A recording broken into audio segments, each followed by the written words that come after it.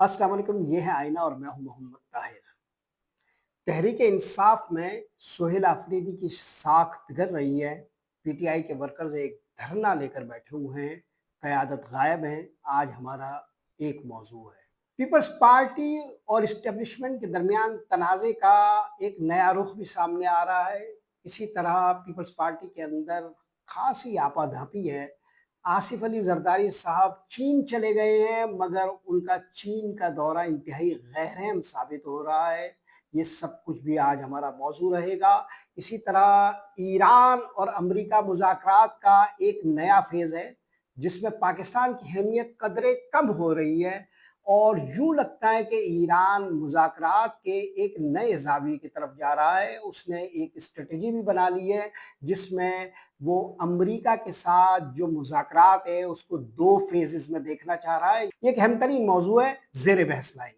सबसे पहले तहरीक इंसाफ को ले लेते हैं। सोहेल आफरीदी साहब जो तहरीक इंसाफ में वज़ीर आला की नशिस्त पर बराजमान होने के बाद एक तरह से इमरान खान के बाद सबसे ज़्यादा शोहरत और मकबूलियत पैदा कर चुके थे और उन्हें पीटीआई वर्कर्स में बहुत ज़्यादा पजीराई मिली थी, क्योंकि वो बहुत यंग क़यादत थी और तहरीक इंसाफ अपनी तासीस से ही यंग क़यादत पर ज़ोर देता था और पुराने घोड़ों को और पुराने लोगों से निजात पाते हुए एक नई क़यादत को अपने इंतखाबी और जमाती ज़ाब्ते का बुनियादी और महवरी नुक्ता रखता था।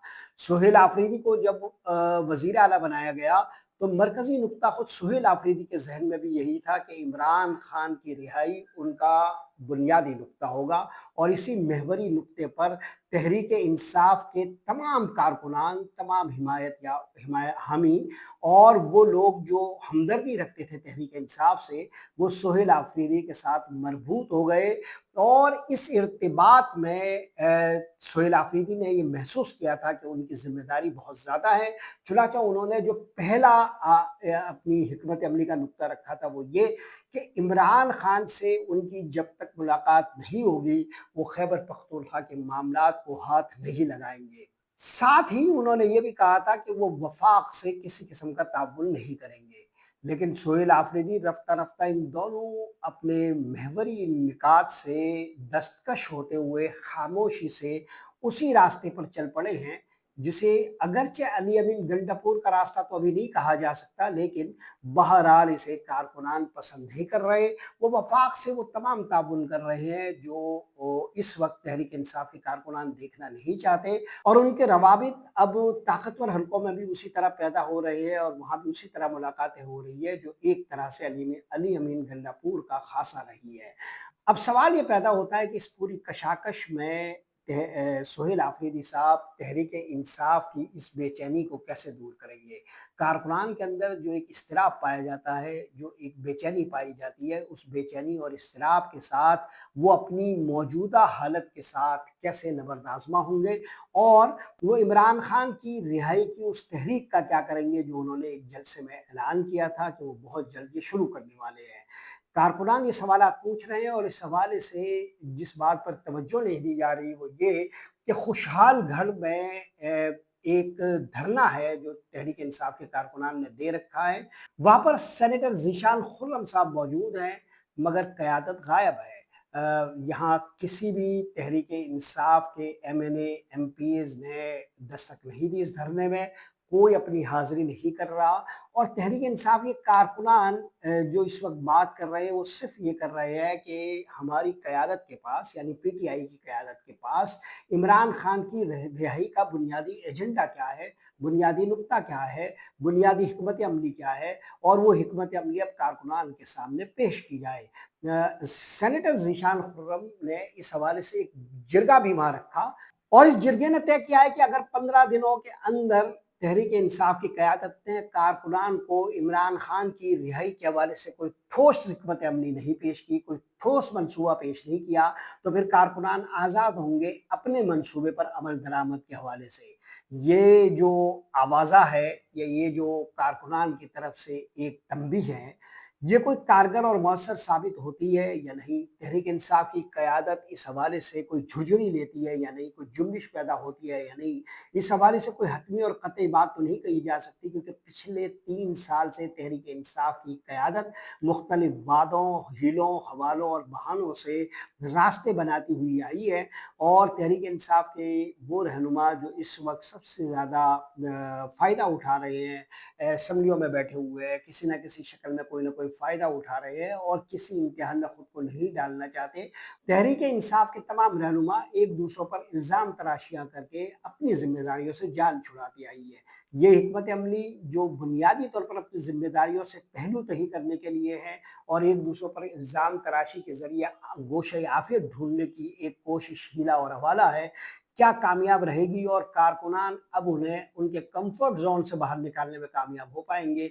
यह भी बहरहाल जवाब तलब सवाल है। इस पर हम अपनी नज़रें बनाए रखेंगे। दूसरे मौज़ू की तरफ चलते हैं। पीपल्स पार्टी और एस्टेब्लिशमेंट के दरमियान जो तनाज़ा है, वो अब भी मुख्तलिफ़ हवालों से ज़ेर बहस आ रहा है और सोशल मीडिया का सबसे पसंदीदा मौज़ू बन चुका है। जब मैंने पहली मरतबा ये सवाल उठाया था अपने इसी व्लॉग में कि आसिफ अली जरदारी साहब को इस्लामाबाद से क्यों धकेल दिया गया है और इस कदर ईरान अमेरिका मुज़ाकरात के अहम तरीन अय्याम में उन्हें क्यों किसी भी सरगर्मी से दूर रखा गया है, तो उस वक़्त ये एक अजनबी ख़्याल था और लोगों के इल्म में नहीं था।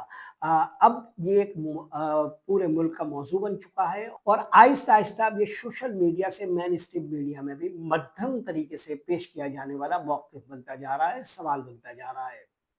आसिफ अली जरदारी साहब इन दिनों चीन का एक दौरा कर रहे हैं, एक ऐसे मौके पर कि जब ईरान अमेरिका मुज़ाकरात में उनकी गैर अहम पोजीशन और पाकिस्तान के अहमतरीन सियासी मंजरनामे से उनको खदेड़ दिया गया है, निकाल बाहर किया गया है, सियासी मतन से निकाल दिया गया है। तो एक ऐसा तबका भी है जो इस वक्त आसिफ अली जरदारी साहब के हवाले से रेस्क्यू ऑपरेशन कर रहा है और वो ये जाहिर करने की कोशिश कर रहा है कि आसिफ अली जरदारी साहब हर जगह कनेक्टेड है और ये जो सारी बातें हैं, इन बातों की कोई बहुत ज़्यादा अहमियत नहीं है और वो इस हवाले से चीन के दौरे को पेश कर रहे हैं। मगर चीन का जो दौरा आसिफ अली जरदारी साहब फरमा रहे हैं, वो एक सूबाई चैप्टर का दौरा है। सिंध की हुकूमत जो निचली सतह पर मुख्तलिफ मुआहदे कर रही है, उन मुआहदों के हवाले से जो विज़िट रखा गया है, उस विज़िट में आसिफ अली जरदारी साहब शामिल हुए हैं। अगरचे वो चूँकि सदर मुमलिकत है, लिहाज़ा उनकी पोज़ीशन डोमिनेटिंग है, सिंध में उनकी हुकूमत है, लिहाज़ा सारी वज़रा उनके साथ है। मगर अगर आप गौर से देखें तो उनके वफ़्द की जो कंपोज़िशन है, वही इस बात को बयान करने के लिए काफ़ी है कि वो चीन क्यों तशरीफ़ ले गए हैं। ऐसे दौरों के हवाले से तो एक बाग़ैरत कौम की तरह, एक बाइज़्ज़त कौम की तरह हमें सवाल करना चाहिए कि आखिर सिंध हुकूमत के एक सूबाई सतह के दौरे में सदर मुमलिकत की फेडरेशन की जो पोज़ीशन है, उसके बावजूद वो क्यों शामिल हुए हैं और उन्हें आखिर चीन के दौरे की इस वक़्त ज़रूरत ही क्या थी? ये दौरा तो सूबाई सतह का एक दौरा था और इसमें कुछ एमओयूज़ साइन होने थे, वो जो है वो वज़रा ही ने साइन किए, उसमें आखिर सदर मुमलिकत की ज़रूरत ही क्या थी? तो अगर इसको एक आबो-हवा की तब्दीली का दौरा कहा जाए या मरकज़ी मंज़रनामे से उनके गायब होने के हवाले से जो सूरत-ए-हाल पैदा हुई है, उसमें एक बहाना और हीला पैदा करने की कोशिश कहा जाए या समझा जाए, तो ये कुछ इतना गलत ना होगा। मगर बहरहाल अब जो एस्टेब्लिशमेंट और पीपल्स पार्टी का तनाज़ा है, इसका एक गहरा और मुतय्यन रुख भी हमारे सामने है। इस तनाज़े का जो पहला रुख है, वो तो ज़ाहिर है एक अक्खड़ रुख है, इसमें ज़ाहिर है समझ आ रहा है कि एक तनाज़ा है अंदरूनी सिंध में मुख्तलिफ जो फ़ोर्सेस है, एंटी पीपल्स पार्टी जो फ़ोर्सेस है, वो इकट्ठी हो रही है। मुख्तलिफ सियासतदान आपस में सलाह-मशवरे कर रहे हैं और पीपल्स पार्टी के जो मुखालफिन हैं, वो जमा हो रहे हैं। दूसरी तरफ हम ये देख रहे हैं कि कुछ क़ुव्वतें ऐसी हैं जो आसिफ अली ज़रदारी साहब के करीब रही है, वो अब कदरे मोतदिल अंदाज से अपने लिए रास्ते तलाश कर रही है। तीसरी तरफ हम ये भी देख रहे हैं कि मरकज़ी जो सियासत है, उस सियासत से अब आसिफ अली ज़रदारी साहब को नोच फेंका गया है। ये तनाज़े के पहले ज़ाविये में आमने-सामने नज़र आने वाले रुख हैं, जिसको सभी लोग देख रहे हैं। मगर इसका एक दूसरा रुख भी है कि तनाज़ा क्यों पैदा हुआ है, क्यों बर्पा हो रहा है।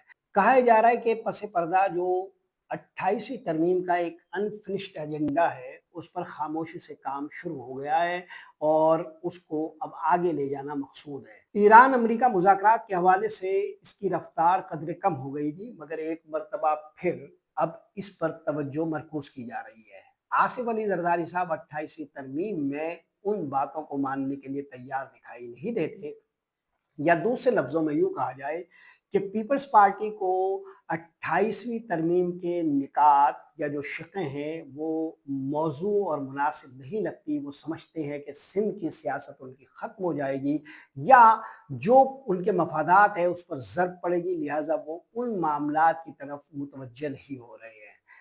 اب اس پورے کھیل کا جو اصل رخ ہے، یا جو یہ کہنا چاہیے کہ زیادہ پرپیچ رخ ہے یا زیادہ گہرا رخ ہے، وہ یہ بیان کیا جا رہا ہے کہ جس طرح 27ویں ترمیم میں انہیں اپنی ڈھپل لانے کے لیے کوشش کی گئی تھی اور اس کے لیے اسی طرح کی ایک حکمت عملی اختیار کی گئی تھی جس میں پیپلز پارٹی کو مختلف جگہوں سے پریشان کیا گیا تھا اور پھر انہیں آمادہ کر لیا گیا تھا، تو چونکہ 28ویں ترمیم ایک مشکل ترین مرحلہ ہے، لہٰذا زیادہ گہرے طریقے سے اپنی گرفت کو مضبوط بنانے کے لیے اور پیپلز پارٹی کے رستوں کو بند کرنے کی کوشش کی گئی ہے، تاکہ نہ صرف یہ کہ آصف علی زرداری مان جائیں بلکہ پیپلز پارٹی اس پر اپنی پارلیمانی قوت سے مہر تصدیق بھی ثبت کر دے۔ یہ جو گہرا اور پرپیچ رخ ہے، اگر آپ غور کریں تو جب بھی اس قسم کے معاملات سامنے آتے ہیں تو اسی دوران ایک اور بات بھی سامنے آتی ہے کہ خاموشی سے اس قسم کی خبریں گردش کرنے لگتی ہے کہ اسٹیبلشمنٹ نے عمران خان سے گفتگو کا دروازہ کھول دیا ہے۔